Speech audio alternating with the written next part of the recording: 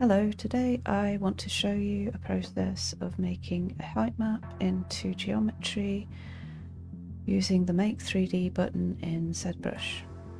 First I go to the Alpha menu and I select the Make 3D. I set the resolution to 2048 and I turn up the smooth option to the highest value. Then I press the Make 3D button.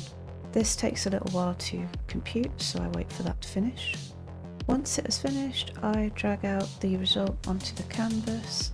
Now I press Edit and make Polymesh 3D. Now I need to use the dynamesh options, so I find that in the menu on the right. I use the picker to select the resolution of the mesh by holding down the picker until I'm on the mesh and releasing. Then I press the dynamesh button and wait for that to compute. Once that's finished, I can see that the mesh is upside down, but I'm not going to worry about that just yet. What I want to do is cut the side of the mesh that I don't want.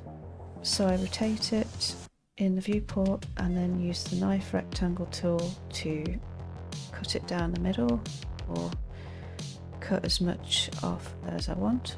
After that I go back to the dynamesh menu and make sure project is on. Then I go to zremesher and I select the half button and I turn the adaptive size down to 1. Then I press the zremesher button and wait for that to finish. Once that's finished, I go to the move tool and I rotate it -180 in the viewport so it's the right way up, and that's it. Thank you for watching.